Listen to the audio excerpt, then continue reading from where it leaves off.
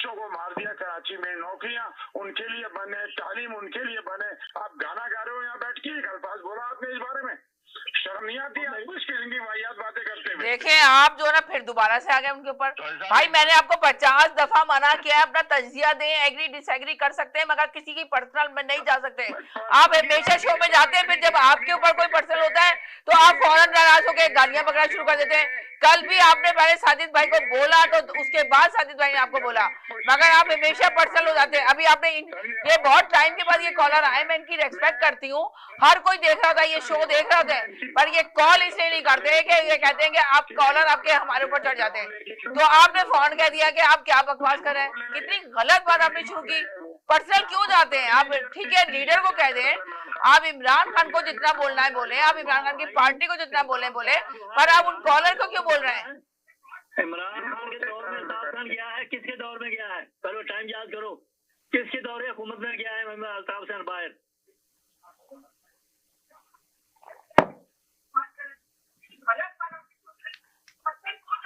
TV का volume बंद करें, किसका टीवी खुला हुआ है प्लीज?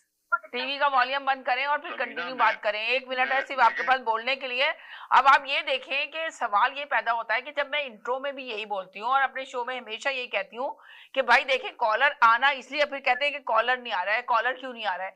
तो भाई कॉलर किस तरह आएंगे? कॉलर बैठा इंतजार कर रहा होता है, देख रहा होता है सारा कॉलर। मैं चाहती हूँ इसी तरह, पहले मेरे शो में इतने कॉलर आते थे कि कॉलर को बात करने की इजाजत होती, तभी मैं लेके पैनल पे 4-5 कॉलर को बैठती थी कि चलो भाई आप आपस में बात कर रहे हैं, गुफ्तगू करें। जैदी भाई को लेती हूँ कि चलो इनका अच्छा तजिया है, पर मैं आपको ये कहती हूँ कि कॉलर के बीच में आप लोग भी नहीं लड़ाई करें आपस में। आपने दे दिया, दूसरा कॉलर आया, वो अपने इल्म से, अपनी नॉलेज से आपसे बात कर रहा है, उसको बात करने दें, आप अपना तजिया देके जाएं। कहें कि मैं एग्री डिसएग्री कर रहा हूं, पर आप कॉलर पे कर लेंगे कि तुम क्या हो क्या नहीं हो, तो उसके साथ बदतमीजी करेंगे तो इस तरह नहीं होता। तो प्लीज इसका ख्याल रखा करें। सारे कॉलरों से यही कहना है कि आप लोग पाकिस्तान के लिए बात करें, पाकिस्तान की जो हालात हैं उस पर आप तजिया दे सकते हैं कि किस तरह हम मुल्क को बेहतर बना सकते हैं। गैस नहीं आ रही, देखिए बहुत छोटे छोटे से वहां पे इश्यू हैं, तो आप उस पर गुफ्तगू करें। 10 बजे गैस चली जाती है घरों की।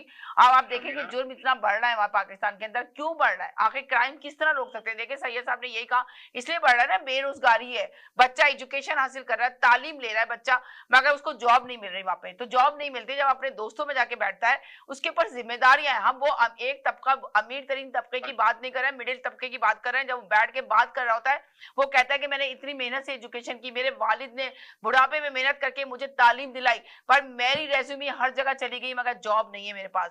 तो बताएं फिर वो क्या करेगा? जब उसका डिप्रेशन टेंशन में जाता है तो उससे जो बनता है, जो उसके दोस्त करवाते हैं, वो कर गुजरता है।